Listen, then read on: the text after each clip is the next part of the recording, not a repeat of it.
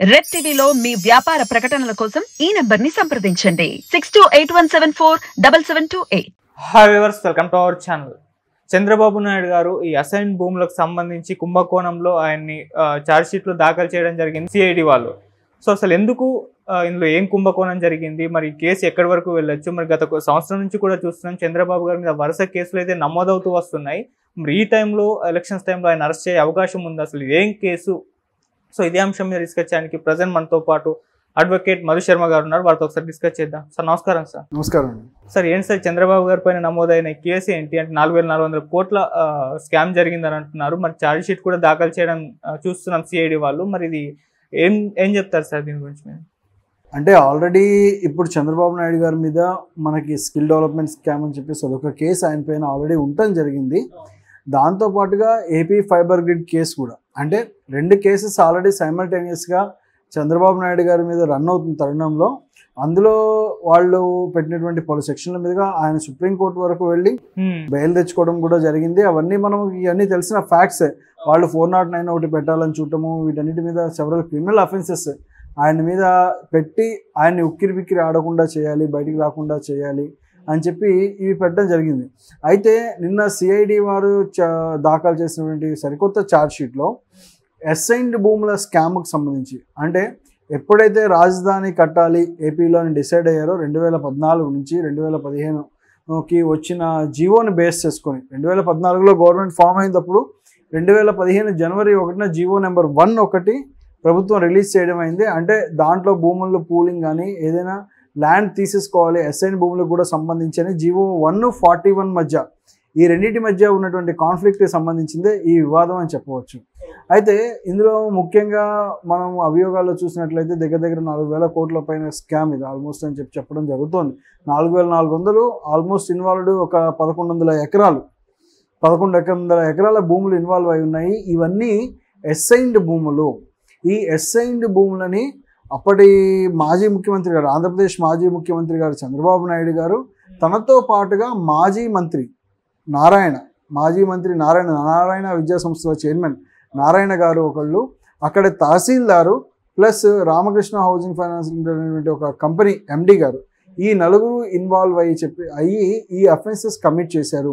వాళ్ళ దళారులు, వాళ్ళ ఏజెంట్స్ ఏవైతే భూములు ఎస్సీ ఎస్టీ బీసీల నుంచి ఉన్నటువంటి అసైన్డ్ భూములు ఏవైతే ఉన్నాయో వీటిని ఒక్కొక్క ఎకరాన్ని 2 లక్షల నుంచి 5 లక్షల చొప్పున పర్చేస్ చేసి వాటికి సేల్ డీడ్లు సృష్టించి, అంటే వాటికి సేల్ డీడ్లు తయారు చేసి ఆ సేల్ డీడ్ల మీదుగా జీపీఏ అంటాం అన్నమాట, జనరల్ పవర్ ఆఫ్ అటార్నీని క్రియేట్ చేసి ఆ జనరల్ పవర్ ఆఫ్ అటార్నీ వాళ్ళ బినామీల పేర్ల మీదుగా మార్చుకొని ఆ రిజిస్ట్రేషన్ ప్రాసెస్ కంప్లీట్ చేసి వాటికి డబ్బులు తెచ్చుకునే విధంగా కూడా వాళ్ళు ఆ ప్లాన్ చేసుకొని ఇన్వాల్వ్ అయ్యారని చెప్పేసి మెయిన్ అభియోగం.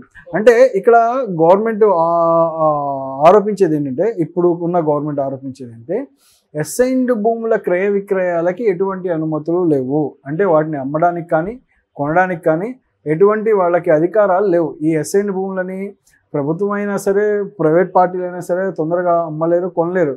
సో అలాంటి అసైన్డ్ భూముల విషయంలో తొందరపడి వీళ్ళు ఏం చేశారంటే గ్రామాల రిలవెంట్ ఏరియాస్ నియర్ బై ఉన్న గ్రామాల్లోకి వెళ్ళి ఆ ప్రజల్ని భయభ్రాంతులకి గురి చేసి కేవలం ఆ అసైన్డ్ భూములని వీళ్ళకి కన్వర్ట్ అయ్యేలా చేయమని ఫోర్స్ చేసి రాయించుకున్న భూములు, అవి స్వచ్ఛందంగా తీసుకున్నవి కాదు. సో ఇటువంటి అసైన్డ్ భూములకు కూడా ప్రభుత్వం పరిహారం చెల్లించింది. అంటే వాటిని జీపీఏ ద్వారా రిజిస్టర్ చేయించి వాటికి ప్రభుత్వం పరిహారం చెల్లించింది అని చెప్పేసి ఆ అభియోగాల్లో చేర్చడం జరిగింది. అంటే ఇక్కడ మనం ముఖ్యంగా గమనించాల్సింది ఏంటంటే, సిఐడి వారు ఏదైతే సిబిఐ కోర్టుకి సమర్పించినటువంటి ఛార్జ్షీట్ ఏదైతే ఉందో అందులో ప్రభుత్వాధికారులు కూడా వారి వాంగ్మూలంలో చెప్పడం జరిగింది, మేము ప్రభుత్వంలోని పెద్దల ఒత్తిళ్లకి తల ఒగ్గి మాత్రమే జీపీఏ రిజిస్ట్రేషన్ చేయడం జరిగిందని చెప్పేసి 164 సిఆర్పిసి స్టేట్మెంట్స్లో వాళ్ళు స్పెసిఫిక్గా మెన్షన్ చేయడం జరిగిందని చెప్పేసి చెప్తున్నారు. సో ఒకవేళ నిజంగా ప్రభుత్వాధికారులు వాంగ్మూలం ప్రకారం అది నిజంగా అసైన్డ్ భూములు అధికారుల ఒత్తిళ్ళక మంత్రుల ఒత్తిళ్ళకి తలొగ్గి ఇచ్చుంటే కనుక ఆ ఎక్స్టెంట్ వాళ్ళందరూ లైబుల్ అయ్యేటువంటి ప్రమాదం ఉంది. దీన్ని ఇంకొక కొత్త కోణంలో ఏంటంటే, ఇది ఏమన్నా రాజకీయ కక్ష అనేటువంటి చర్చ కూడా మనకి జరుగుతున్న తరుణంలో, అంటే ముఖ్యంగా గమనించుకోవాలి, ఆధారాలు లేకుండా అంత పెద్ద స్కామ్ని సిఐడి వారు చంద్రబాబు పైన మోపినా అది నిలబడదు. అవును, చంద్రబాబు నాయుడు గారి పైన ఆధారాలు లేనటువంటి స్కాములు పెట్టినా నిలబడతాయా? సో ఖచ్చితంగా సిఐడి వాళ్ళు వాళ్ళకి అప్రోప్రియేట్ ప్రూఫ్స్ వాళ్ళ దగ్గర ఉండాలి. ప్లస్ ఇదిగాక ఈ నారాయణ విద్యా సంస్థల నుంచి ఆ Ramakrishna housing limited private limited కంపెనీకి ట్రాన్స్ఫర్ అయినటువంటి నిధులు ఏవైతే ఉన్నాయో ఆ నిధుల విషయంలో కూడా మాకు క్లారిటీ రావాల్సి ఉన్నాయి. దగ్గర 16 కోట్లు 17 కోట్ల నిధులు ట్రాన్స్ఫర్ అయినాయి అని చెప్పేసి చెప్తున్నారు. సో వాటి మీద కూడా క్లారిటీ లేవు అని చెప్పేసి చెప్తున్నారు. సో ఇవన్నీ చాలా రిలవెంట్ ఉన్న అంశాలు. వీటన్నిటిని సిఐడి వారు ఎప్పుడైతే ప్రూవ్ చేయగలుగుతారో అప్పుడే ఈ అభియోగాలన్నీ రుజువైనట్టు. సో సాక్ష్యాధారాలన్నీ పూర్తిగా విచారించాల్సి వస్తుంది. వీళ్ళు మోపినటువంటి ఏవైతే అభియోగాలు ఉన్నాయో వాటన్నిటికీ ఖచ్చితంగా డాక్యుమెంటరీగా ఎవిడెన్షియల్ ప్రూఫ్ కావాల్సి వస్తుంది. ప్రూఫ్ లేని తరుణంలో ఇవేవి నిలబడవు, ఎక్కడికక్కడ వీగిపోయేటువంటి కేసెస్ కానీ మిగిలిపోతాయి. అంటే మనం ఈ తెలుగు రాష్ట్రాల్లో ఎన్నో ఎలక్షన్స్ చూసాం. ఎలక్షన్స్ ముందు ఈ సింపతి క్రియేట్ చేసి ఓట్లు సాధించిన పార్టీలని చాలా చూసాం. అంటే మనకి బాగా క్లిక్ అయిన 2 అంశాలు తెలుగు రాష్ట్రాల్లో. అయితే ఒకటి పాదయాత్ర చేస్తే అధికారం వస్తుంది, 2 జైలుకి వెళ్తే అధికారం వస్తుంది. సో ఈ రెండింటి సింపతిలో ఏది వర్కౌట్ అవుతుందనే చూడాలి. ఇప్పుడు ఈ ప్రెజెంట్ నీడ్ ఆఫ్ ది అవర్లో ఇప్పుడు ఆ మూమెంట్ ఎలా ఉంది, ప్రజల పల్స్ ఎలా ఉందనేది ఏపీలో మనము ఇంకా ప్రెడిక్ట్ చేయలేకపోతున్నాం. ఏ రకంగా అంటే ఇప్పుడు చంద్రబాబు నాయుడు గారి లీడర్షిప్ ఒకలా ఉంది, జగన్ గారి లీడర్షిప్ ఒకలా ఉంది. చంద్రబాబు నాయుడు గారి లీడర్షిప్ని మీరు కంపేర్ చేసుకున్నట్టయితే ఇన్ఫ్రాస్ట్రక్చర్ డెవలప్మెంట్, ఆయనంతా ఒక ప్రాజెక్ట్స్ రావాలి, క్యాపిటల్ సిటీ డెవలప్మెంట్ చేయాలి. So visionary development in future మనము ఒకవేళ కంపీట్ అవ్వాల్సి వస్తే ప్రపంచంతో పోటీ పడాలి, మనం ముందుకు వెళ్ళాలి ఆర్థికంగా అనేటువంటి ఒక ఎకనమిస్ట్ థాట్లా ఉంది. సో అదే కంపారిటివ్లీ సెకండ్ గవర్నమెంట్ అంటే మళ్ళీ 5 ఏళ్ళ తర్వాత ఫామ్ అయినటువంటి జగన్ గవర్నమెంట్ చూసుకుంటే ఈయన ఎక్కువ శాతం సంక్షేమ పథకాల మీద ఫోకస్ పెట్టడం జరిగింది. అంటే ప్రజలకు సంక్షేమ పథకాలు అందించాలి, సంక్షేమమే ప్రజలకు చేరువవ్వాలి అనే దాని మీద కాన్సెప్ట్ చేయడం జరిగింది. సో 2 ప్రభుత్వాల్లో ఏ ప్రభుత్వం ఫామ్ అయినా ప్రతి ప్రభుత్వంలో ఒక లూప్ హోల్ అవుతుంది. ఒక ప్రభుత్వం ఓడిపోయి ఇంకొక వాళ్ళు అధికారంలోకి వచ్చినా, ఒక పార్టీ ఓడిపోయి ఇంకో పార్టీ అధికారంలోకి వచ్చినా ఈ కక్ష సాధింపు చర్యలు అనేవి జరుగుతూనే ఉంటాయి. ఆ రొటీన్ వర్క్లో భాగమే. కానీ అవినీతి జరిగింది లేదు అన్నది ప్రూవ్ చేయాల్సి వస్తుంది. ఇక్కడ మనం వేచి చూడాల్సింది ఏంటంటే ఏపీలో ప్రజలు ఏది స్వాగతిస్తారు? ఐదర్ విజనరీ ఇన్ఫ్రాస్ట్రక్చర్ డెవలప్మెంట్ గ్రోత్ని స్వాగతిస్తారా, లేదా ఇప్పుడున్న సంక్షేమాన్ని, వాళ్ళకు కోరుకున్న సంక్షేమాన్ని ప్రజలు ఆమోదిస్తారా? ఈ రెండింటి మధ్య జరిగే సంవాదం ఇప్పుడు జరిగే ఎలక్షన్స్గా మనం పరిగణించవచ్చు. సో ఈ సినారియోలో ఒకళ్ళ మీద ఒకళ్ళు చేసుకునేవన్నీ అభియోగాలే అవుతాయి. కానీ ఇప్పటి అరెస్టు తరుణం అనేది సందిగ్ధం.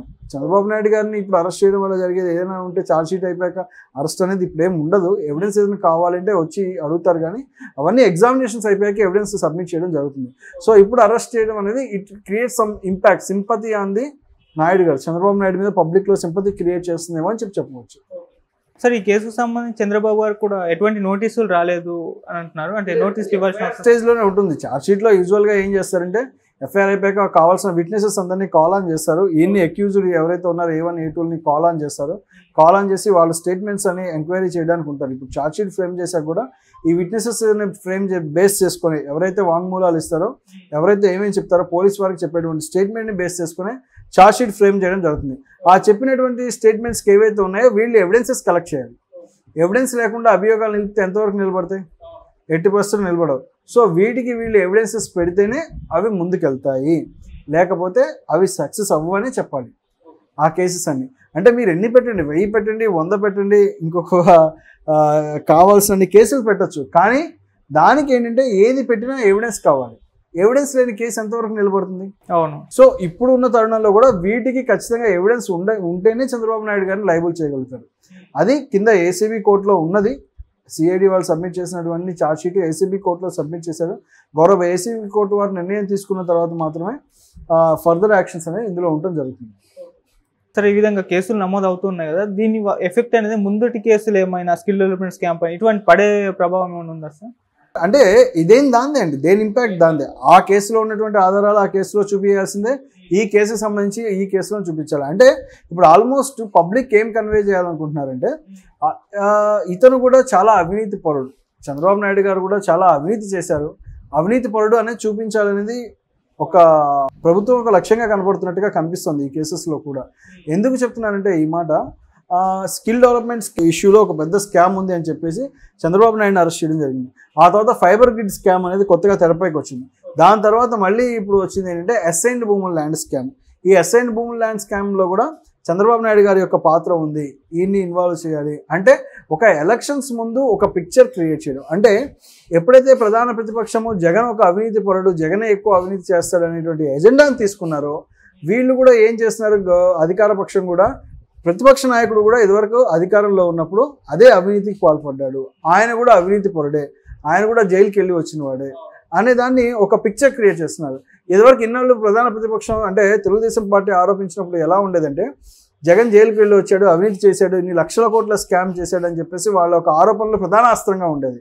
ఇవాళ అదే బురద వీళ్ళు ఇప్పుడు వైసీపీ వాళ్ళు మాట్లాడడానికి కూడా ఏముంటుంది, మా నాయకుడిని అంటాం కాదు, మీ నాయకుడు కూడా అవినీతి పరుడే, ఇన్ని స్కామ్లో ఇన్వాల్వ్ అయ్యాడు, రాష్ట్రంలో ప్రజల్ని మోసం చేశాడు, స్కిల్ డెవలప్మెంట్ స్కామ్ కావచ్చు, ఫైబర్ గ్రిడ్ స్కామ్ కావచ్చు, తర్వాత ఇవాళ చూసినటువంటి అసైన్ ల్యాండ్ భూమ్ స్కామ్ కావచ్చు, ఈ స్కామ్స్ అన్నింటిలో మీ నాయకుడు ఇన్వాల్వ్ అయ్యాడు అని చెప్పడానికి కూడా ఒక మెరుగైనటువంటి అవకాశం వాళ్ళు చేజిక్కించుకోవాలన్నట్టుగా కనిపిస్తుంది.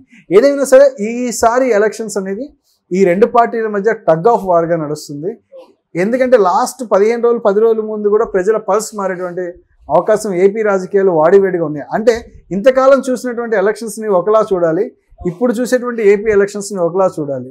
నిజంగా చాలా వన్ సైడ్ వార్ అయ్యే ప్రమాదం అయితే కనపడలేదు. అంటే ఒకవైపు పొత్తు పెట్టుకొని టీడీపీ, జనసేన, బీజేపీ ముందుకు వెళ్ళాలని చూస్తున్నాయి.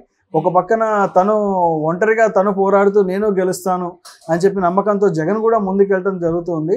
సో ఈ రెండు అంశాల్లో కనుక చూసుకుంటే ఈ లాస్ట్ టైం అంతా ఈజీగా కేక్ వాక్ లాంటి విజయం జగన్కి అందకపోవచ్చు, కానీ ఒక టఫ్ సిచ్యువేషన్ అనేది ఏర్పడుతుందని చెప్పవచ్చు. సార్ అలాగే ఇప్పుడు ఫర్దర్గా ఈ కేసుకు సంబంధించి చంద్రబాబు గారు కానివ్వండి, ఆయన అడ్వకేట్స్ కానివ్వండి, ఎలా మూవ్ అయ్యే అవకాశం ఉంది సార్ ఈ కేసుకు సంబంధించి? అంటే ప్రస్తుతానికి ఇప్పుడైతే ఛార్జ్ షీట్ స్టేజే కదండి. ఛార్జ్ షీట్ ఫైల్ చేసిన తర్వాత విట్నెసెస్ ఎగ్జామినేషన్ జరగాలి, ఆ ఎవిడెన్సెస్ అన్ని ప్రూవ్ అవ్వాలి. ఒకవేళ అప్రోప్రియేట్ ఎవిడెన్సెస్ లేకపోతే ఎవిడెన్సెస్ లేవు అని వీరు కోర్టు వారికి సబ్మిట్ చేస్తారు. ఈ పెట్టినవన్నీ చెల్లవు, ఇవన్నీ సరిపోయేవి కాదు, వీటన్నిటికీ సరైన అభియోగాలు లేవు, ఇవన్నీ నిందలన్నీ అప్రోప్రియేట్గా లేవు అని చెప్పేసి వీళ్ళు ప్రజెంట్ చేయడానికి వీళ్ళకి అవకాశం ఉంటుంది. సో ఇది ఇప్పట్లో ఏం తేలదండి. ఒకవేళ పెట్టినంత మాత్రం ఇమీడియట్గా రేపే చంద్రబాబు నాయుడు గారికి శిక్షలు ఏం పడేటువంటి అవకాశం ఉండదు. అందులో ఎంతమంది విట్నెస్లు ఉన్నారో అంతమంది విట్నెసెస్ ఎగ్జామినేషన్స్ అవ్వాలి, ఎవరు కరెక్ట్గా చెప్తున్నారు లేదనేది చూసుకోవాలి.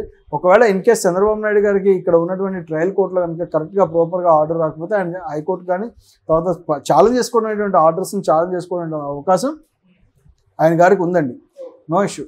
అంటే కాకపోతే ఈ ఇంపాక్ట్ అనేది ఎలక్షన్స్ ముందు ఎక్కువ ఉండదేమో అని చెప్పి నేను భావిస్తున్నాను. Thank you so much. Thank you.